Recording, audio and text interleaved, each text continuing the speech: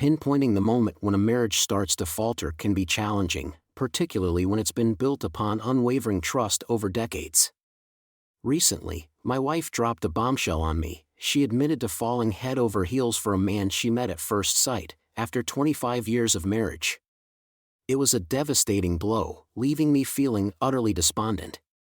But what really knocked me for six was her subsequent revelation. Remember that scene in The Godfather where Michael Corleone is captivated by a woman in Italy, prompting his Sicilian bodyguards to discuss how he's been struck by lightning, hopelessly in love? Well, that's not just fiction. I witnessed it firsthand, albeit without recognizing it at the time. It happened to my wife, except it wasn't with me. It was with another man 25 years into our marriage, signaling the beginning of our downfall.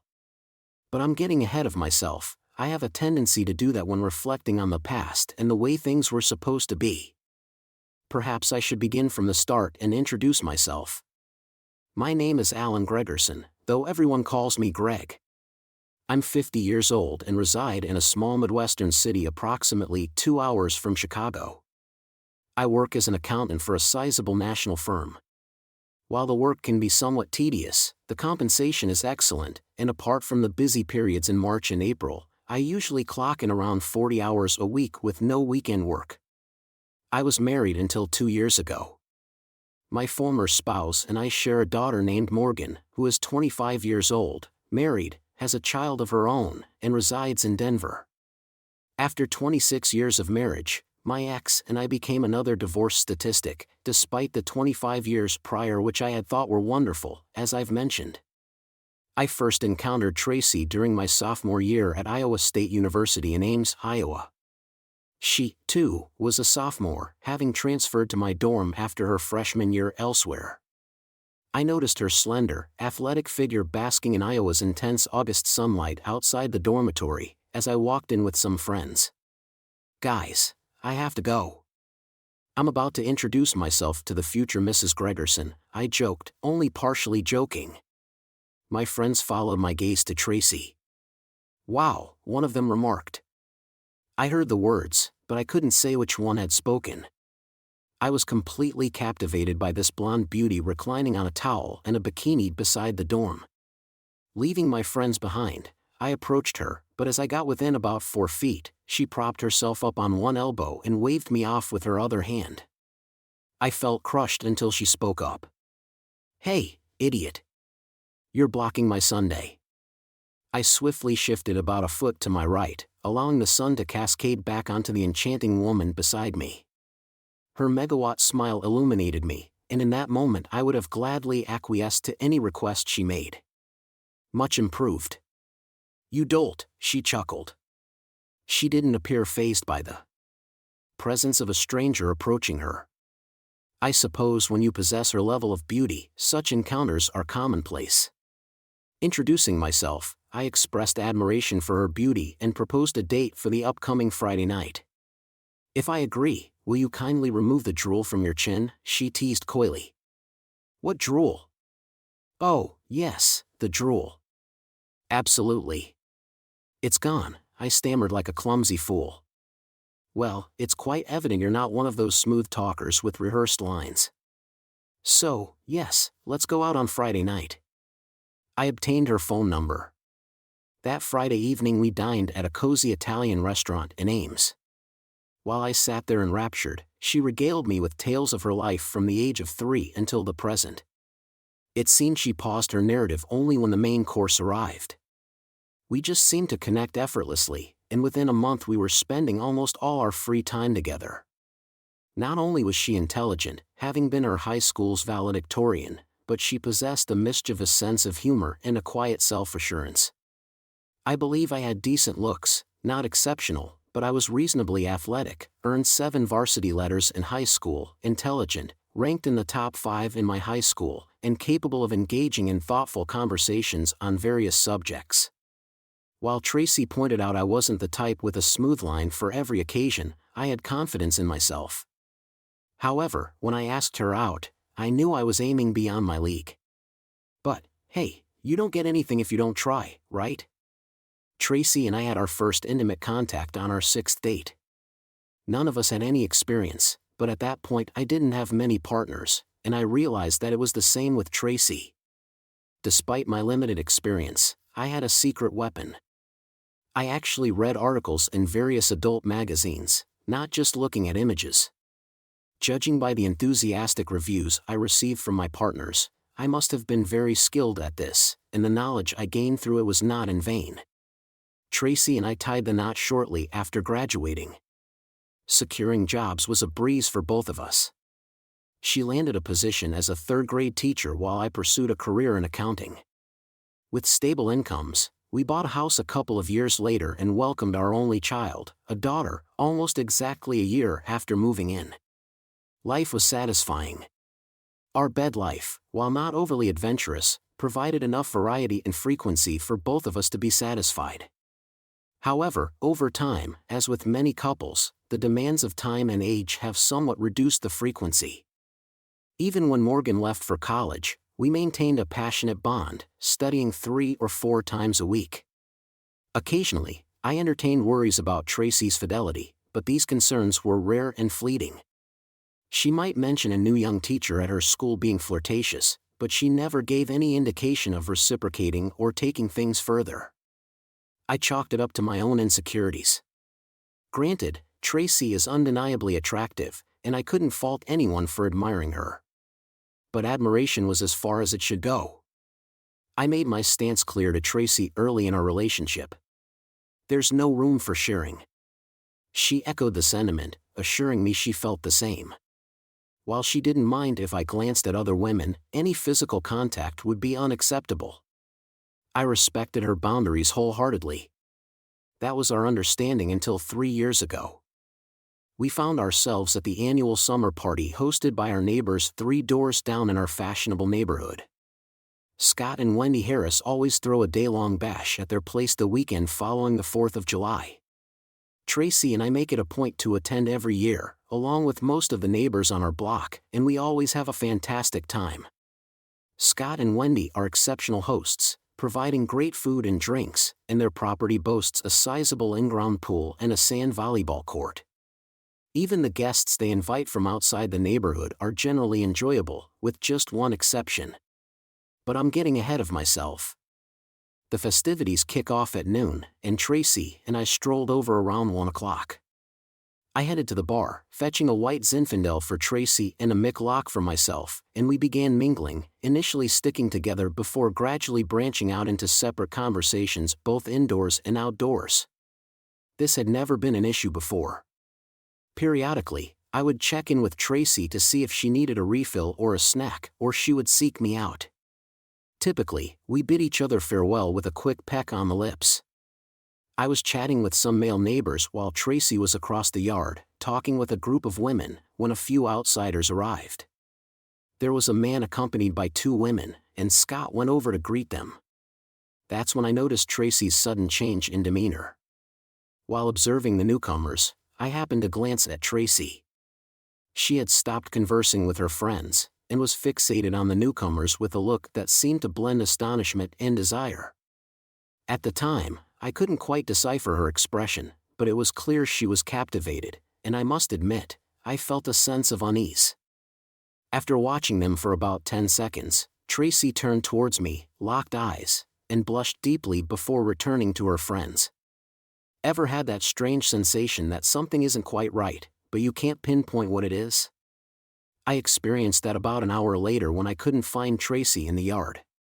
I grabbed a white wine for her and started searching, eventually discovering her in the Harris's den with 4 others, including the man she had been eyeing earlier. He had his arm casually around her, hand resting on her hip, which struck me as overly familiar given that they had only just met. The group seemed to be engaged in friendly conversation, but the scene left me uneasy.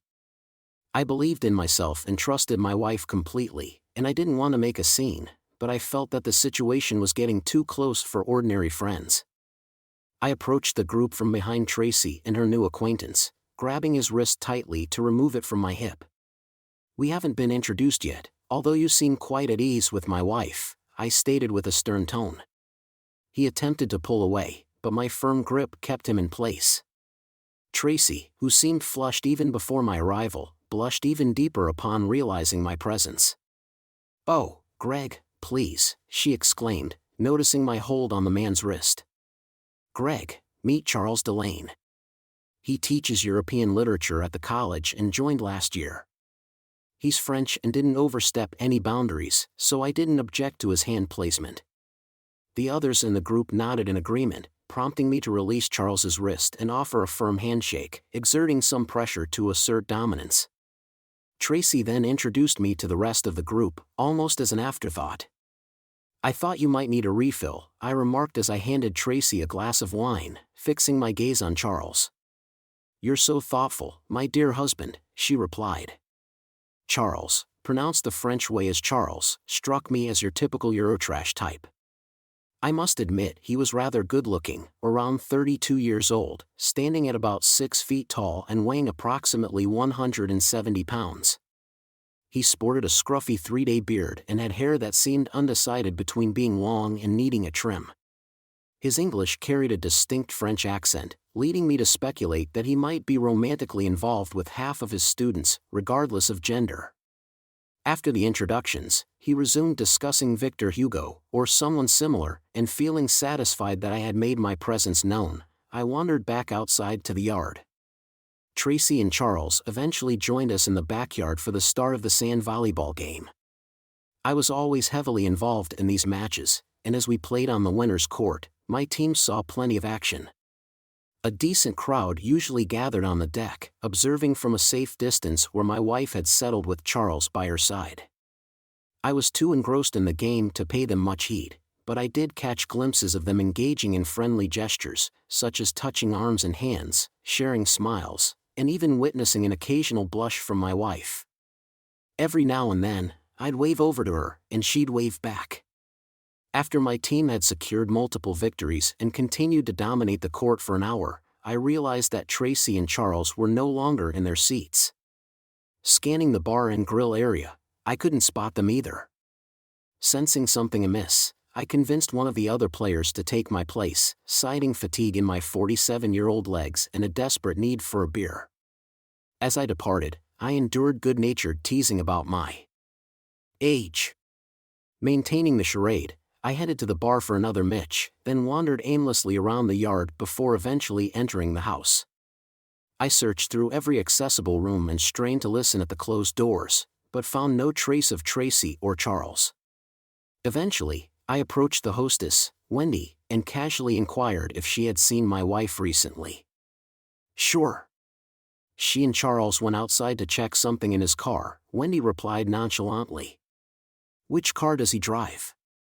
I asked, a hint of irritation creeping into my tone.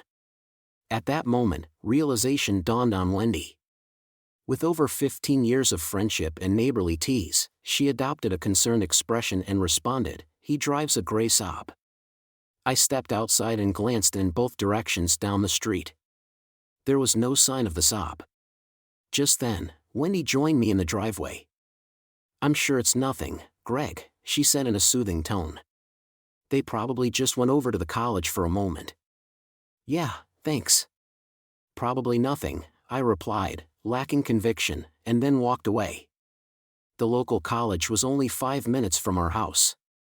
I decided to check it out myself. I drove to the school and combed through every parking lot they had. No Saab. I tried calling Tracy's cell, but it went straight to voicemail, indicating she was either busy or her phone was off. I left a message, followed by 4 more over the next hour while I waited at home. I also reached out to her parents and her sister, asking if they had heard from her that day. They all said no. That's when the old Sherlock Holmes quote came to mind, "Once you eliminate the impossible, whatever remains, no matter how improbable, must be the truth." I settled into my laceboy in the family room, fixating on the empty oversized screen for what felt like an eternity. There was no need to power up the television. The vivid images of my stunning wife, being passionately involved with that Frenchman, played relentlessly in my mind. Why? Did we bother rescuing that country in 2 world wars? We might as well have left it to the Germans. Sleep eluded me throughout the night as I remained glued to the chair, my gaze fixed on the silent TV. I half anticipated Tracy's return in the dead of night, but as the hours passed without her arrival, I entertained the unsettling thought that Charles might have been involved in a car accident with Tracy as his passenger. By 8 a.m., I couldn't bear the uncertainty any longer. I dialed the local sheriff's office, identifying myself and inquiring about any accidents overnight. Disappointingly, they reported none. I made 4 more attempts to call Tracy's phone, but each time I received no response. As noon approached, I heard a car pull up in the driveway, indicated by the sound of a single door slamming shut. Approximately 45 seconds later, Tracy inserted her key into the lock, opened the door, and entered. A few moments later, she noticed me in the family room and silently seated herself on the sofa across the room. Any lingering doubts I had about their activities were dispelled by her appearance. At least she had the decency to show before returning home. Her long blonde hair, which had been loose yesterday, was now pulled back into a damp ponytail, and she wore no makeup. She was dressed in the same yellow sundress as the day before, and her chest, shoulders, and arms had a pinkish glow. She bore the satisfied expression of someone who had been thoroughly satisfied, and I must admit she looked stunning. There was no trace of remorse or guilt on her face. If anything, she seemed to wear a smug smirk. "Nice of you to show up. Did you have a good time last night? And this morning?" I sneered. "Actually," she replied smugly, "I did." That wasn't the response I anticipated. "Listen, Greg," she continued calmly. "Have you ever experienced an incredible physical and emotional connection with someone from the moment you laid eyes on them? It's almost electrifying and wonderful and incredible." "Yes, I have," I responded promptly. "I married that woman." Her composed demeanor shattered, revealing a hint of recognition in her eyes, breaking through her calm facade. I found mine yesterday. I can't explain it. I need him. I love him. Just like that." "Are you out of your mind?" I screamed. "You're willing to throw away 25 years of marriage over a feeling. Did I mean nothing to you?" "I do love you, Greg," she finally managed to say through her tears. "Our time together has been wonderful, but the connection I have with him is just incredible. I love you, but I'm in love with him. It's incredible, incredible." "I understand. Give me some time to adjust, and I'll throw you a celebration," I snapped at her. "So, should we start the divorce process, or do you want to? We'll split everything evenly, including selling the house." "I don't think we need to rush into divorce just yet," she replied, her voice tinged with exasperation. "Let's see how things unfold. We can make major decisions later." Now it was my turn to feel exasperated. "What?" I protested. "That's not how it works. You don't get to keep me as a backup plan. If you're with him, then go to him as soon as possible. As far as I'm concerned, we were finished when you slept with him yesterday. Repeating it only strengthens my decision." But, she stuttered. "Fine. I'll file for divorce and move out by the end of the week." True to my word, I moved my belongings out of the house by the end of the week. I took a couple of personal days off work to sort it out. While I was loading my pickup one evening, Scott and Wendy Harris approached me and apologized for inviting Charles to their party. I stopped them politely, reminding them they couldn't have predicted Tracy's actions. "Still, we feel somewhat responsible," Wendy said, avoiding eye contact. My attorney prepared the divorce papers, and Tracy would be served within a month. It seemed she assumed I would procrastinate. As my lawyer informed me that the process server mentioned she reacted strongly when he handed her the papers, this might explain why she appeared at my new apartment just 2 days later and forcefully entered when I answered the doorbell. "How could you initiate this if you truly love me as you claim?" she exclaimed as she entered my apartment. Initially shocked, I quickly regained composure as anger surged within me. "Are you sincerely oblivious?" I retorted angrily. "You're involved with another man. What did you anticipate my response to be? I might love you, but I won't willingly accept being made a cuckold. And if this doesn't work out, what am I supposed to do then? Just grant me some time. If things go awry, I'll return to you and be the perfect wife. We can grow old together. You're living in a fantasy, I countered sharply. I'm not granting you permission to pursue your ideal partner while you decide if it suits you. Furthermore, if he's truly your ideal partner, why would it not work out? Charles is currently going through a divorce with his wife, and they're dealing with some financial matters. Does that mean he could be Mr. Right for you, but you might not be his Mrs. Right? I inquired. She continued to stammer before I eventually demanded that she leave my apartment or I would forcefully remove her. Tracy and her lawyer attempted to delay the proceedings as much as possible. Meanwhile, Mr. Wonderful moved into my former house and assumed my physician. For months later, as I exited Michael's with a colleague following a business dinner, I spotted a familiar duo making their way to the door. Charles and a visibly pregnant Tracy. She appeared to be approximately 3 months pregnant. I halted in surprise, blocking their entry. "Oh, my God," I whispered, my companion pausing beside me, clearly bewildered as the four of us stood face to face. "Serge, I'd like you to meet my wife, at least for a few more months, and her lover, Charles Delane." Serge found himself in the awkward position of needing to maintain politeness in a highly uncomfortable scenario. He stammered. "She's pregnant. Is that yours?" "That's definitely his," I responded cheerfully. "You're an asshole, Greg. You know that," Tracy remarked tersely, as she and Charles passed by us and entered the restaurant. Later, Wendy Harris informed me that Tracy was indeed 3 months pregnant. Evidently, Tracy had decided to stop using birth control because she thought highly of Charles and wanted to have his child. "Good luck with that," I remarked to Wendy. The divorce was finalized several months later, and 2 months after that, Tracy gave birth to a son. Naturally, they named him Charles Jr., perhaps as a testament to Charles's perceived greatness. Our daughter, Morgan, wasn't thrilled about Tracy's decision to have another child, especially given the circumstances of our separation and the fact that I wasn't the father. I was proud of Morgan for supporting me in this situation. Although I knew Tracy had the baby, I hadn't spoken to her or seen her since our encounter at the restaurant months prior. It was inevitable that our paths would cross again, given that we both lived in the same town, but I was taken aback the first time I saw her after the birth. The weight gain didn't suit her, and it seemed like the experience had taken a toll on her 49-year-old body. I almost didn't recognize the somewhat grandmotherly figure pushing a stroller with a toddler in it at the local mall. "Come on, Greg, there's no need to be so rude," a familiar voice called out as I hurried past them one Saturday afternoon. I abruptly halted my steps, unable to resist the urge, and took a slow, almost cinematic second look at the woman and the baby before me. Oh, no, it was Tracy and her son. "Hey there." "Long time," I managed to say, trying to compose myself. "Hey to you, too," she replied. The baby, predictably, was adorable. He inherited Tracy's hair and eye color, but had his father's slightly darker complexion.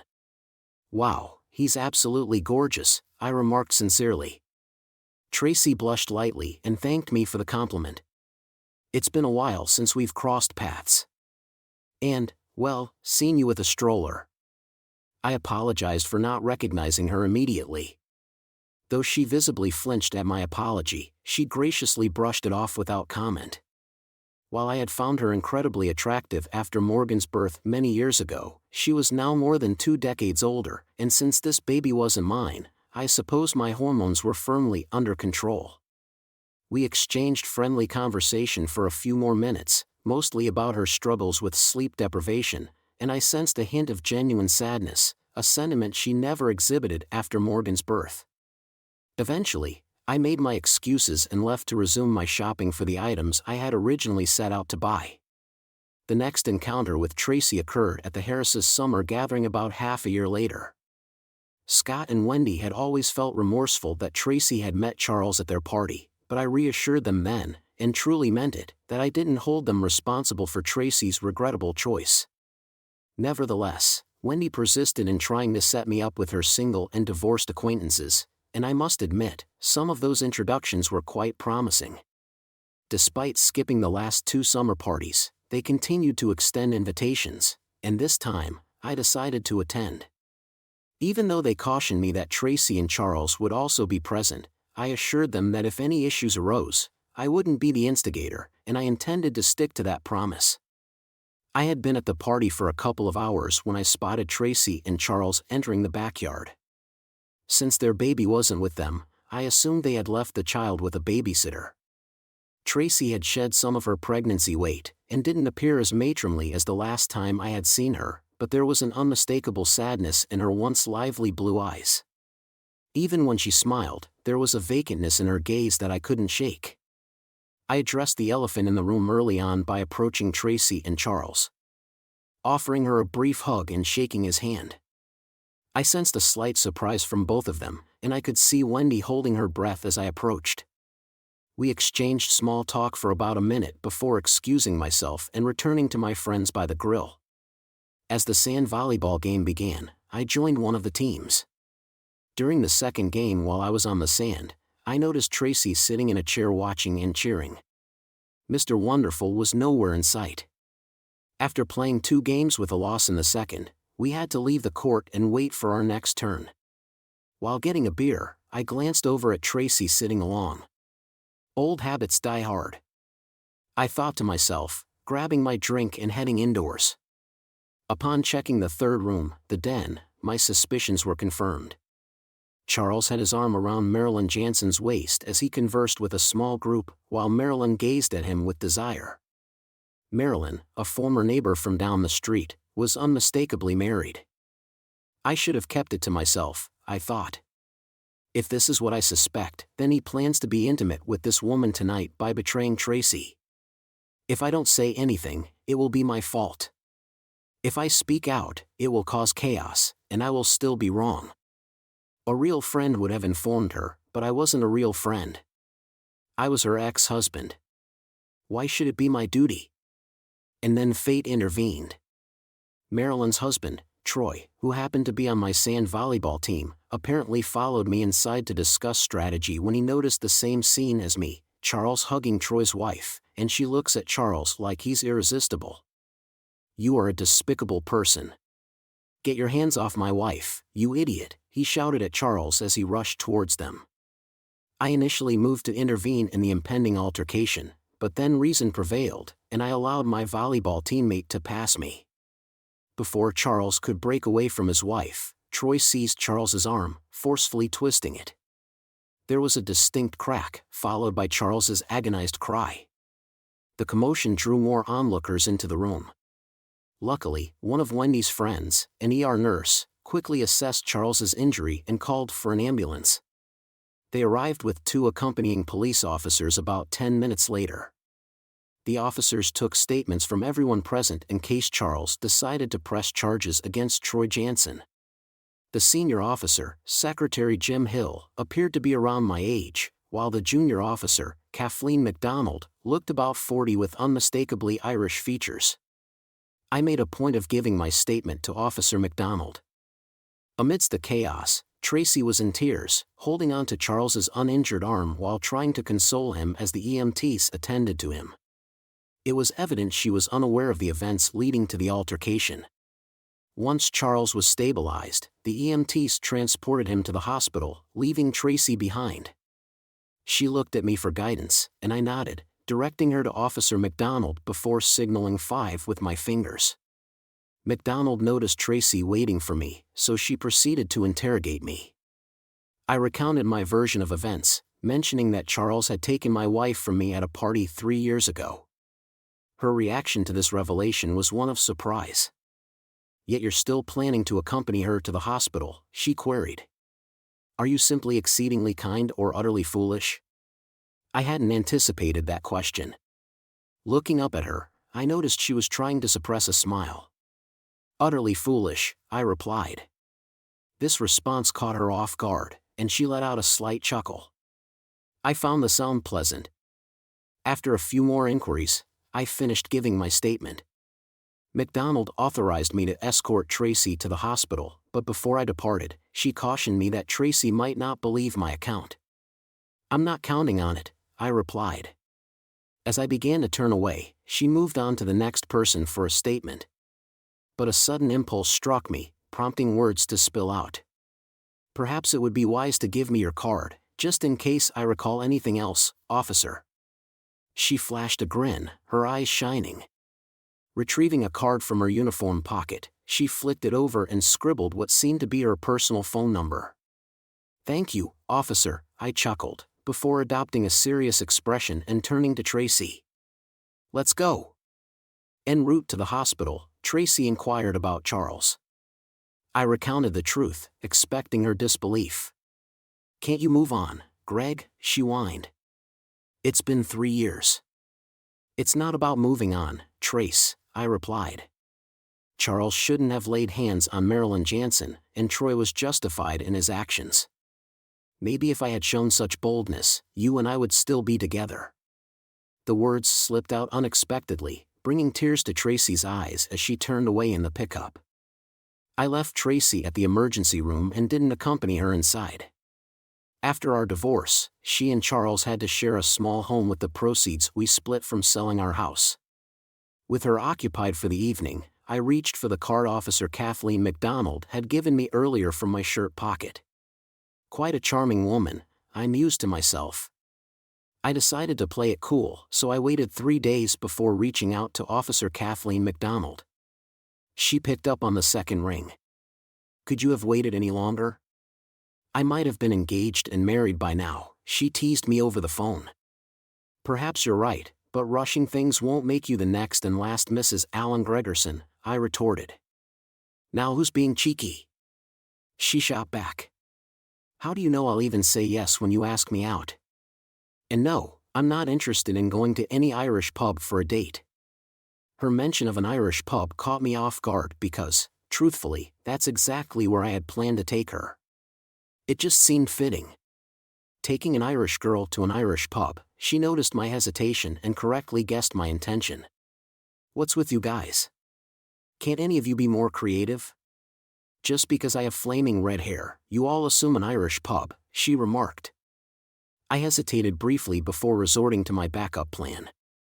We had an excellent Greek restaurant in the city that I adored, and Greek cuisine was a departure from Irish fare. After a moment's thought, she responded positively.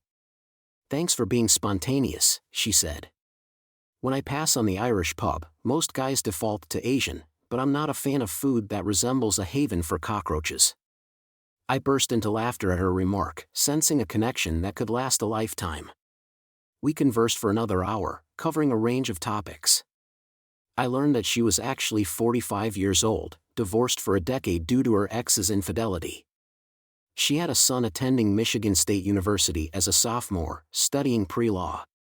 Saturday night's dinner was exceptional, accompanied by wonderful company. I picked her up from her residence on the south side of town, and was stunned by how stunning she looked in her little black dress and 4-inch heels. She had curves in all the right places, a lovely face, and vibrant red hair. She epitomized the term beautiful. We had one of those meandering conversations that seemed to touch on everything, and yet nothing at all. Her voice was so captivating. I could have listened to it all night. She didn't appear to be in a rush to settle down with a husband, much like I wasn't eager to hurry into finding a wife. This attitude made her both relaxed and intriguingly unpredictable, especially with her naturally curious nature, almost like that of a detective. She posed some probing questions showing that she was not only listening, but also engaging deeply with what I was saying. After dinner, I drove her home. I didn't suggest going back to my place, and when we reached hers, she didn't extend an invitation either. We exchanged good nights at her doorstep. But then she surprised me by leaning in quickly and planting a soft kiss on my cheek. I must have turned 3 shades of red. I bid her good night, and practically floated back to my car. I can't even recall the drive home. It felt like I was 16 all over again. Her lips felt so gentle on my cheek, and I'm almost certain she was wearing White Shoulders perfume. She called me Sunday morning, inviting me over for bagels and lox at her place. How could I refuse such an invitation? A few days later, Wendy and Scott extended an invitation for dinner, partly to offer apologies for recent events, and partly to hear my side of the story. It turned out that Charles had been threatening legal action against them. And Troy Jansen. Doesn't this guy think he's the ultimate catch? Scott exclaimed at one point. He is quite handsome, dear, and undeniably charming, Wendy remarked before earning a sharp look from Scott. According to the heiress, Troy spent the remainder of the weekend behind bars before being bailed out on Monday morning. Upon returning home, Marilyn and her children were nowhere to be found. They had sought refuge with her mother in a neighboring town.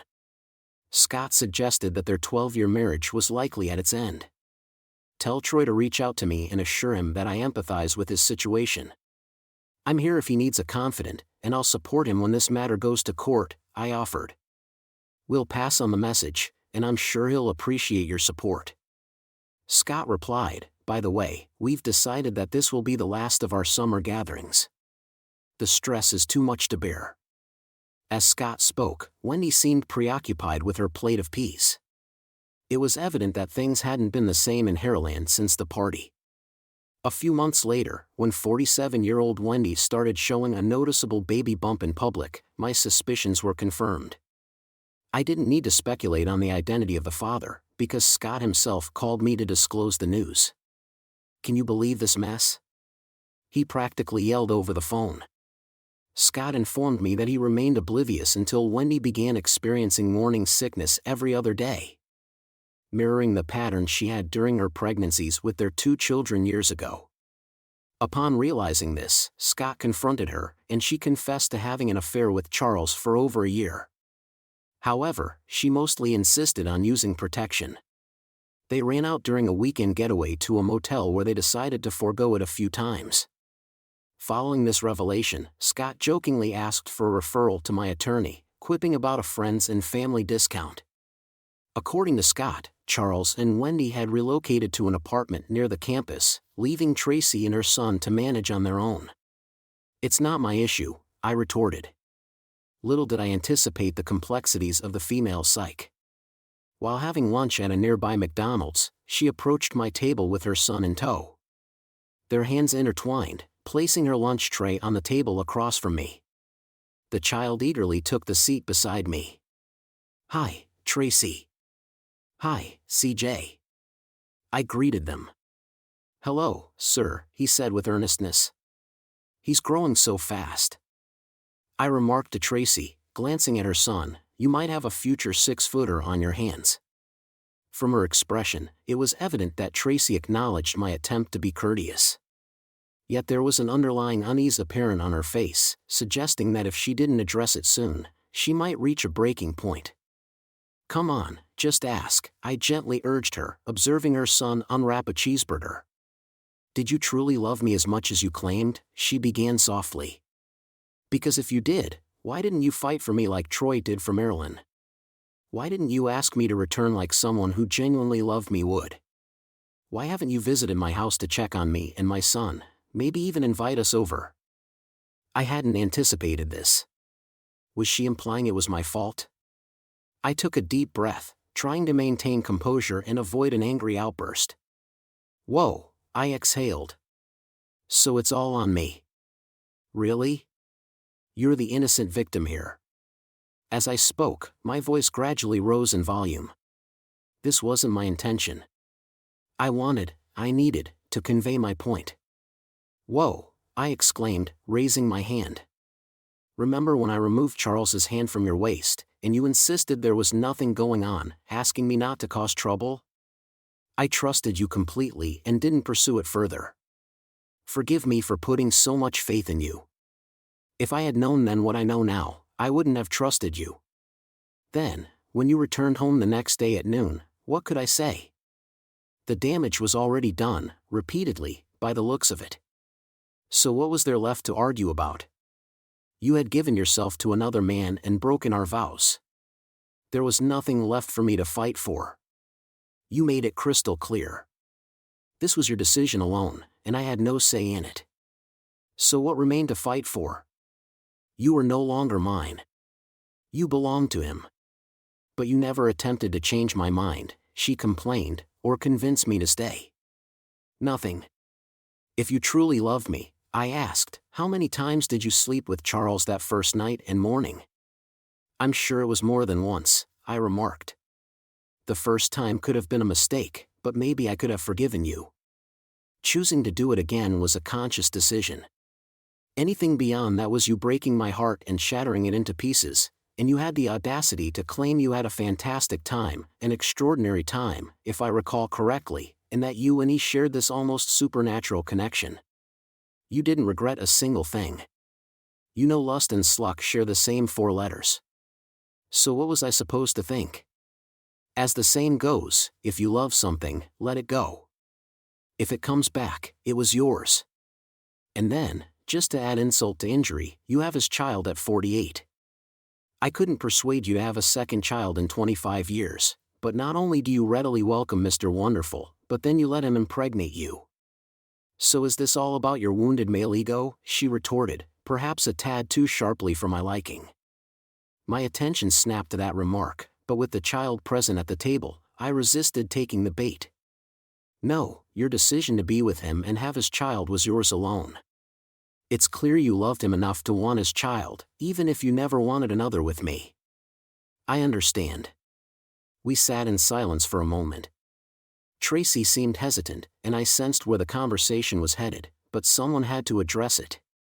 So, what's your plan now? I asked. You and Charles never married, but he's acknowledged as the child's father, right? You should at least seek child support from him. I'll let Wendy deal with him, Tracy replied. But you're right. I should pursue child support from that cheating jerk. That's good advice. Do you ever think about what could have been between us? She added. How things might have turned out? To be honest, no, I replied softly. You broke my heart so completely that I never wanted to dwell on what might have been. I'll cherish the memories we shared, but that's all in the past. We continued our meal. I watched the boy play with his French fries, reminding me of our daughter, Morgan. He's a good kid, I said. I'm glad something positive came from our relationship. Despite our initial connection, we never bonded as deeply as you and I did. Our physical intimacy overshadowed our emotional connection, and love never replaced lust. At that moment, Tracy seemed to realize it. She shook her head sadly, tears welling in her eyes. She had traded love for lust. And now she understood. My partner and I marked our 10th anniversary with a journey to Spain, I shared. Though it veered from our original plans, it was precisely what we needed. As we approach retirement, we ponder our achievements in business and the expansion of our family. Amidst our hectic schedules, our connection endures, I continued. My affection for her deepens daily, as we revel in the presence of our children and grandchildren. Our lives brim with happiness. I occasionally catch glimpses of Tracy in town, yet our conversations are rare. She's fully devoted to raising CJ, now 13. Tracy remains unattached and seldom ventures into the dating scene. Her ex, Mr. Wonderful, had to be coerced into meeting his child support obligations. Her existence appears solemn, but we all chart our own paths, I mused. I harbor no regrets about forging ahead with my life. I express gratitude to those who lend an ear to today's tales.